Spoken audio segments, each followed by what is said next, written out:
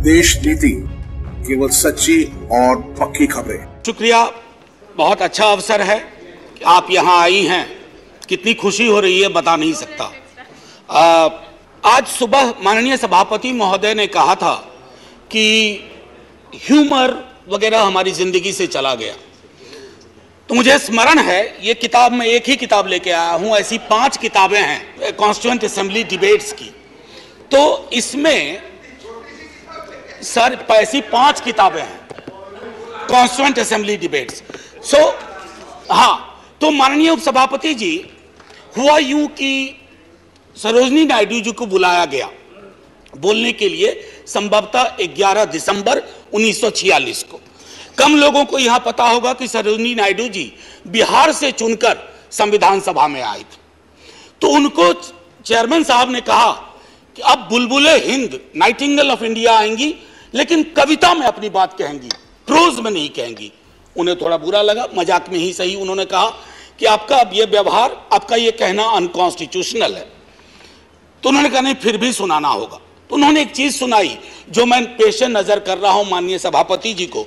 सुबह बड़ी बेसब्री से वो कह रहे थे कि ह्यूमर चला गया, तो उन्होंने सुनाया कि बुलबुल को गुल मुबारक, गुल को चमन मुबारक, रंगीन तबीयतों को रंगे सुखन मुबारक। तो ये मैं ये बता रहा हूं कि ये हमारा ध्येय था। अब सुबह चर्चा की, हमारे लीडर ऑफ द हाउस ने बड़ी खूबसूरत चर्चा की और जिक्र किया सर्वपल्ली राधाकृष्णन का। यहां है ठीक सामने सर्वपल्ली राधाकृष्णन। उन्होंने एक बात कही थी और मैं वो श्लोक पढ़ना चाहता हूं।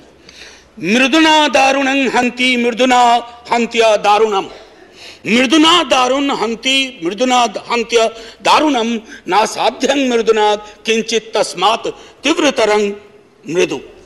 इसका आशय यह है माननीय सभापति उपसभापति जी कि अग्रेशन से, अग्रेसिव बिहेवियर से आप चीजें हासिल नहीं कर सकते। इस देश में मेरे विद्वान साथियों ने उधर से उपलब्धियां गिनाई, हमारे कुछ विद्वान साथियों ने यहां से कमियां गिनाई।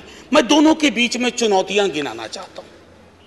चुनौतियों की वजह से आज हम यहां हैं, और सिर्फ हम ही नहीं हैं, 140 करोड़ लोगों का यह भवन है, चाहे नया वाला हो या पुराना वाला हो। तो आज के दिन ये मेरी ओर से एक विदाई भाषण भी है, अपने दल की ओर से इस इमारत को, जिस इमारत में हिंदुस्तान की तकदीर लिखी गई संविधान सभा के माध्यम से, और वो तकदीर लिखने वाले संकीर्ण दायरों में नहीं सोचते थे। क्या हम एकीकृत राष्ट्रवाद से एक विभाजित विखंडित राष्ट्रवाद की ओर बढ़ रहे हैं? क्योंकि यह इमारत, इसकी बुनियाद मेलजोल पे है। इसकी बुनियाद में बंटवारे के बावजूद बंटवारा नहीं हुआ। तो मैं हाथ जोड़ के विनती करूंगा, सरकार जरूर बनाइए, अगला चुनाव भी लड़ेंगे, खूब दिल से लड़ेंगे।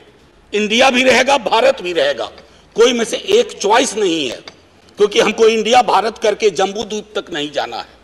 मैं सिर्फ इतना कहूंगा कि वो जो मेलजोल की सीमेंट है उसका खात्मा हो रहा है, उसको बचाइए। माननीय सभापति जी, मैं 2 व्यक्तियों के मध्य में अपनी कुछ बात रखना चाहता हूं। संविधान सभा में ऑब्जेक्टिव रेजोल्यूशन जवाहरलाल जी लेके आए, और संविधान सभा में जब ड्राफ्ट सबमिट हुआ तो बी.आर. अंबेडकर ने वो ड्राफ्ट सबमिट किया। तो मैं सिर्फ कहता हूं, ऑब्जेक्टिव रेजोल्यूशन में बहुत सारी बातें थी, ये प्रस्तावना के बारे में, सॉवरेन डेमोक्रेटिक रिपब्लिक के बारे में काफी कुछ बोल चुके हैं, सॉवरेनिटी गिरवी ना चली जाए, मौलिक अधिकारों के बारे में। हमें आपके पीछे एक तराजू है, वो तराजू हमें लगाना होगा कि मौलिक अधिकार में कहां पहुंचे, सॉवरेनिटी में कहां पहुंचे, डेमोक्रेटिक रिपब्लिक के मसले पे कहां पहुंचे। High flying words don't cover up our failures, let's not look for that. और एक मसला आया, उन्होंने एक जिक्र किया ओथ ऑफ टेनिस कोर्ट। माननीय सभापति जी, फ्रेंच रेवोल्यूशन के बाद जब बड़ी शिद्दत से लोग काम में लग गए अधिकारों पर बात करने के लिए, तो राजा को शुरू में परेशानी नहीं हुई, लेकिन राजा को लगा कि कुछ ऐसा कर रहे हैं जिससे खुराफात की बू आ रही है। उसने क्या किया, दरवाजे बंद करवा दिए। जिस हॉल में वो लोग बैठते थे वो चले गए दूसरे दरवाजे रूम में, उसको भी बंद करवा दिया। तो वो चले गए टेनिस कोर्ट में, सारी कार्रवाई पूरी की, उसको कहा oath of tennis court. Oath of tennis court का जिक्र जवाहरलाल जी ने इसलिए किया था कि हमारे अंदर वो जज्बा हो, इमारत बनाने बिगाड़ने से इबारतें नहीं बदलनी चाहिए।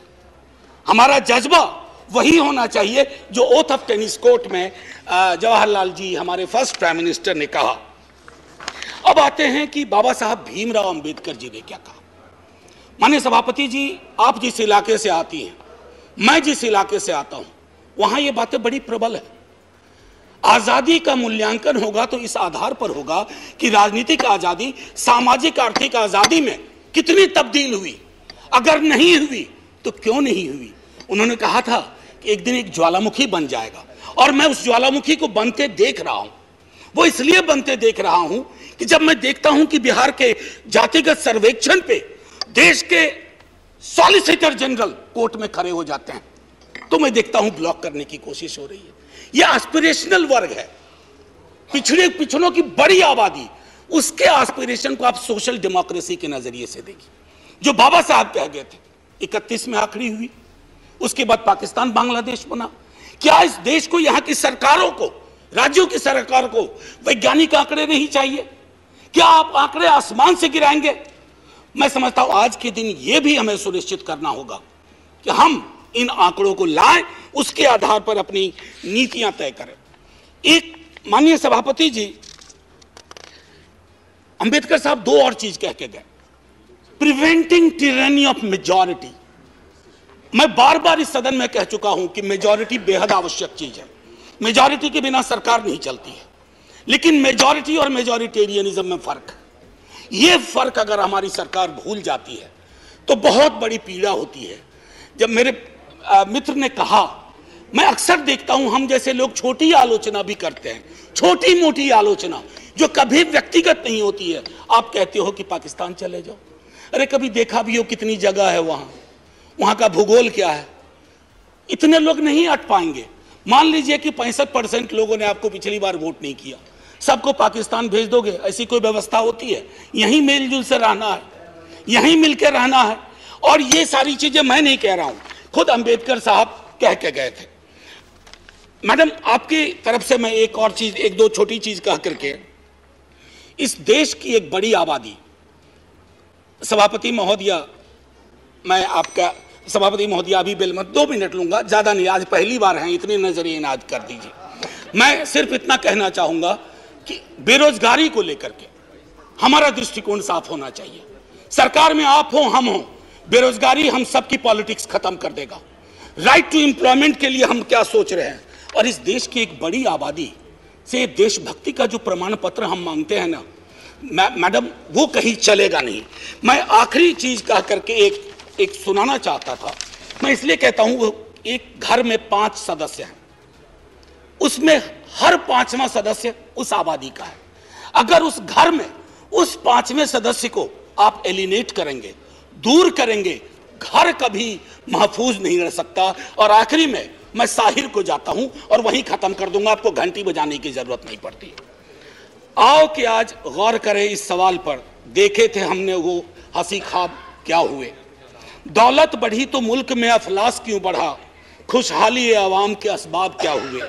जो अपने साथ साथ चले कुएदार तक, वो दोस्त वो रफीक वो अहबाब क्या हुए। क्या मोल लग रहा है शहीदों के खून का, क्या मोल लग रहा है शहीदों के खून का, मरते थे जिन पे हम वो सजाए याब क्या हुए। बेकस बरहनगी को कफन तक नहीं नसीब, वो बादा आए अतलसों के मुखाब क्या हुए। जमहूरियत नवाज बशर दोस्त अमन ख्वाह, खुद को जो खुद दिए थे वो अलकाब क्या हुए। मजहब का रोग आज भी क्यों लाइलाज है, मजहब का रोग आज भी क्यों लाइलाज है। वो नुस्खा हाय नादिर नायाब क्या हुए। हर कूचा शोला जा रहे हर शहर कत्लगाह, यकजहतिया हयात के आदाब क्या हुए। सहराए तीरगी में भटकती है जिंदगी, उभरे थे जो उफक पे वो माताब क्या हुए। मुजरिम हूं अगर मैं तो गुनहगार तुम भी हो, मुजरिम हूं अगर मैं तो गुनहगार तुम भी हो। ए रहबराने कौम खताकार तुम भी हो। जय हिंद ma'am, and salute to all the freedom fighters, संविधान सभा के उन तमाम लोगों को। और मैं चाहूंगा कि सेंगोल के बगल में एक बड़ी आकृति में इनकी तस्वीरें वहां लगाई जाएं और हमें प्रेरणा देते रहें। जय हिंद। आपका एक सब्सक्राइब हमारे लिए महत्वपूर्ण है। देश नीति को अभी सब्सक्राइब करें और बेल आइकन को दबाना ना भूलें।